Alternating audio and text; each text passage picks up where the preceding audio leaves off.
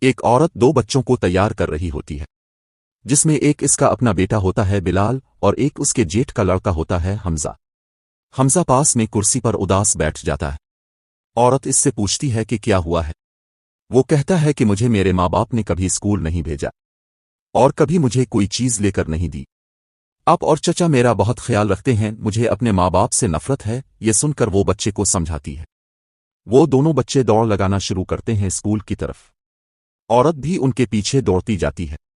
عورت کا اپنا بچہ بلال گاڑی کے آگے آ جاتا ہے۔ جب وہ بچے کو دیکھتی ہے تو وہ مر چکا ہوتا ہے۔ وہ بہت روتی ہے۔ کئی سال گزر چکے تھے، وہ اب تک اپنے بچے کو یاد کر کے روتی رہتی ہے۔ اس کا شوہر اسے دلاسا دیتا ہے۔ اتنے میں اس کے جیٹھ کے بیٹے حمزہ کی فون آتی ہے۔ اسے پیسوں کی ضرورت ہوتی ہے۔ وہ میڈیکل کے فائنل ایئر میں پڑھ رہا ہوتا ہے۔ چچا اس کو پیسے بھیجنے کا وعدہ کرتا ہے۔ وہ دونوں بہت اداس ہو جاتے ہیں کیونکہ ان کے پاس پیسے نہیں ہوتے۔ حمزہ کا اصل باپ اپنے ملازم کو ڈانٹ رہا ہوتا ہے کیونکہ وہ بلیوں کو باسی مچھلیاں کھلا رہا ہوتا ہے۔ وہ مچھلیاں واپس اٹھا کر تازی مچھلیوں کے ساتھ ڈال دیتا ہے۔ وہ آدمی اپنے بڑے بھائی کے پاس پیسے لینے جاتا ہے۔ وہ اسے کہتا ہے کہ تمہارا بیٹا میڈیکل میں پڑھتا ہے، اس کی فیس جمع نہیں ہے، مجھے کچھ پیسے دو، میں اس کی فیس جمع کروانا چاہتا ہوں۔ تو بڑا بھائی کہتا ہے مجھے اس کو پڑھانے کا کوئی شوق نہیں، تمہیں نے اسے پڑھایا ہے، تمہیں اس کے پیسے بھرو۔ وہ اداس ہو کر واپس جاتا ہے۔ حمزہ کی ماں حمزہ کو یاد کر کے بہت اداس ہوتی ہے اور اپنے شوہر کی کنجوسی پر بہت مایوس ہوتی ہے۔ حمزہ کا اصل باپ اپنی دکان پر آتا ہے اور زیادہ بتی جلانے پر وہ اپنے ملازم کو ڈانٹا ہے۔ وہ آدمی کھانے کی ٹیبل پر اداس بیٹھتا ہے۔ اس کی بیوی اسے زیور اتار کر دیتی ہے اور کہتی ہے کہ اسے بیچ کر تم اس کی فیس جمع کر دو۔ وہ اس کا شکر گزار ہو جاتا ہے اور وہ زیور بیچ کر آتا ہے۔ راستے میں وہ اپنے بھائی کے ملازم کو پاتا ہے۔ اس کی پریشانی کا سبب پوچھتا ہے۔ وہ اسے اپنے قرض ادا کرنے کی وجہ بتاتا ہے اور کہتا ہے کہ تمہارا بڑا بھائی مجھے صحیح سے تنخواہ نہیں دیتا۔ وہ آدمی یہ سن کر اس کی مدد کے لیے اسے سارے پیسے دے دیتا ہے۔ عورت کے پاس اس کی پڑوسن آتی ہے اور اسے بتاتی ہے قالین کا مقابلہ ہو رہا ہے، جیتنے والے کو 5000 ملیں گے، آپ اس میں حصہ لے لیں۔ وہ منع کرتی ہے اور کہتی ہے کہ یہ میں نے اپنے بیٹے کے لیے بنا رہی ہوں۔ بڑا بھائی اپنی بیوی کے پاس پیاز اور سوکھی روٹی لاتا ہے اور اسے پکانے کو کہتا ہے۔ وہ اس سے بہت گلا کرتی ہے۔ بڑا بھائی اپنے کمرے میں جا کر تجوری کھولتا ہے جس میں بہت سے پیسے پڑے ہوتے ہیں۔ اس کی بیوی دیکھ کر حیران ہو جاتی ہے۔ وہ آدمی گھر جا کر اپنی بیوی کو بتاتا ہے کہ کیسے اس نے ملازم کی مدد کی۔ اس کی بیوی اسے تسلی دیتی ہے۔ اتنے میں حمزہ کی کال آتی ہے جو بتاتا ہے کہ فیس جمع نہیں کروائی، جس کی وجہ سے وہ اسے کالج سے نکال دیں گے۔ وہ آدمی اپنے بڑے بھائی کے پاس جاتا ہے اور اس سے فیس کے پیسے مانگنے کے لیے جھگڑا کرتا ہے۔ بڑا بھائی اسے سڑی ہوئی مچھلیاں دے دیتا ہے۔ سے اٹھا کر وہ گھر لے آتا ہے۔ پڑوس کی عورت بدبو سونگھ کر آ جاتی ہے تو کہتی ہے کہ یہ مچھلیاں زہر بن چکی ہیں، انہیں پھینک دیں۔ وہ دونوں گھر میں جو بھی پیسے ہوتے ہیں وہ جمع کر رہے ہوتے ہیں۔ محلے کی ایک دوسری عورت بدبو کی شکایت لے کر آ جاتی ہے۔ وہ آدمی جب مچھلی دیکھنے جاتا ہے تو اسے مچھلی کے پیٹ میں ایک موتی نظر آتا ہے۔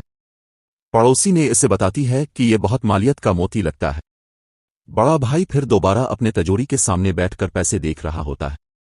اس کی بیوی اس سے بہت غصہ کرتی ہے کہ اپنے بیٹے کا حق کیوں کھا رہے ہو، اس کی فیس کے لیے پیسے جمع کرو، لیکن وہ صاف منع کر دیتا ہے۔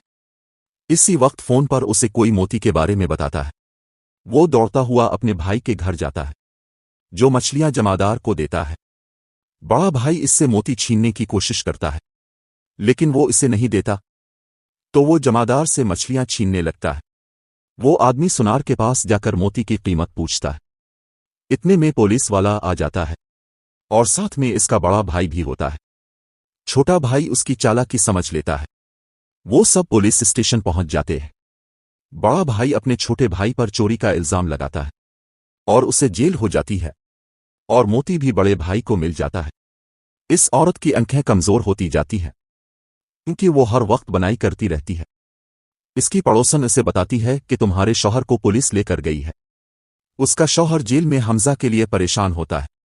بڑا بھائی موتی دیکھ کر پاگل ہو جاتا ہے۔ وہ عورت اپنے شوہر سے ملنے جاتی ہے۔ اس کا شوہر اس کو دیکھ کر پریشان ہوتا ہے اور اس کی آنکھوں کی بنائی کافی حد تک چلی گئی ہوتی ہے۔ اور وہ آدمی حمزہ کے لیے بھی بہت پریشان ہوتا ہے۔ بڑا بھائی سونار کے پاس آتا ہے اور موتی کی قیمت پوچھتا ہے۔ سونار اس کی مالیت بتاتا ہے، لیکن وہ بیچنے سے منع کر دیتا ہے اور کہتا ہے کہ یہ انمول ہے۔ وہ عورت قالین بنتی ہے لیکن اس کو کچھ نظر نہیں آتا۔ وہ اپنے بیٹے کو یاد کر کے روتی ہے۔ اس کا بیٹا اسے نظر آنے لگتا ہے اور اسے کہتا ہے کہ ماں غمگین مت ہو، اپنے بہت اچھا قالین بنا ہے، بس اب خوش رہا کرے۔ اس کی پڑوسن آتی ہے اور اس کا قالین دیکھ کر حیران ہو جاتی ہے۔ وہ قالین بہت خوبصورت ہوتا ہے۔ عورت کہتی ہے کہ یہ میں نے اپنے دل کی آنکھوں سے بنا ہے۔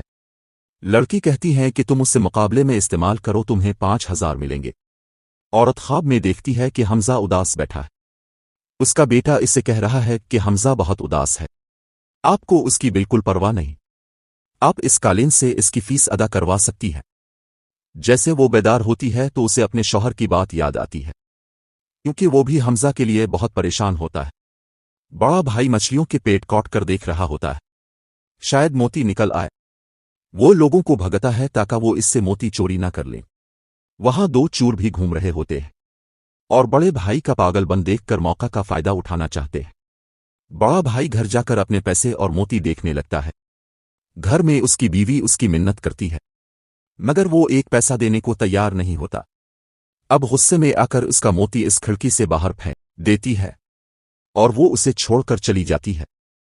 وہ پاگلوں کی طرح اپنا موتی ڈھونڈنے لگتا ہے اور پھر اسے موتی مل جاتا ہے۔ شوہر رہا ہو کر گھر آ جاتا ہے۔ بڑا بھائی موتی لے کر پاگل پن کی حالت میں گھومتا ہے۔ اتنے میں چور آ کر اس کا موتی چرا لیتے ہیں۔ وہ عورت پوری طرح نابینا ہو چکی ہوتی ہے۔ آدمی اپنی بیوی کو اس حالت میں دیکھ کر بہت غمگین ہوتا ہے۔ پڑوسن بتاتی ہے کہ ہم نے قالین سے 5,000 جیت کر حمزہ کو دے دیے ہیں۔ یہ سن کر آدمی بہت خوش ہوتا ہے۔ حمزہ پڑھائی مکمل کر کے واپس آ جاتا ہے۔ اسے اس کا بابا نظر آ جاتا ہے، لیکن وہ بالکل پاگل ہو چکا ہوتا ہے اور اپنے بیٹے کو نہیں پہچانتا اور اسے گھر میں داخل نہیں ہونے دیتا۔ حمزہ کی ماں اپنے بیٹے کو دیکھ کر بہت خوش ہوتی ہے اور اسے اپنے ساتھ اس عورت کی گھر لے جاتی ہے۔ عورت حمزہ کو دیکھ کر بہت خوش ہو جاتی ہے۔ حمزہ بھی اسے بہت پیار دیتا ہے۔ بڑا بھائی گھر جا کر عجیب حرکتیں کرنے لگتا ہے اور اپنے پیسے جلا دیتا ہے تاکہ کوئی اسے چھین نہ لے۔ حمزہ اپنی آئی کی یہ حالت دیکھ کر اس کا علاج کروانے کا کہتا ہے۔ وہ شہر سے علاج کروا کر واپس آ جاتے ہیں۔ اب اس عورت کی بینائی بالکل ٹھیک ہو جاتی ہے۔ وہ گھر آ کر دیکھتی ہے تو اس کا وہی قالین دیوار پر لگا ہوتا ہے۔ وہ قالین کو دیکھ کر بہت خوش ہو جاتی ہے اور حمزہ کا شکریہ ادا کرنے لگتی ہے، کیونکہ وہ قالین اپنی آئی کے لیے حمزہ نے خرید لیا تھا۔ وہ خوشی سے رونے لگتی ہے۔ نبی کریم صلی اللہ علیہ وسلم کا فرمان ہے، جو شخص بخیل ہے وہ اللہ سے دور ہے اور لوگوں سے دور ہے، جنت سے دور ہے، اور وہ شخص جہنم سے قریب ہے۔ اور جو شخص سخی ہے وہ اللہ کے قریب ہے، لوگوں کے قریب ہے، جنت کے قریب ہے، اور جہنم سے دور ہے۔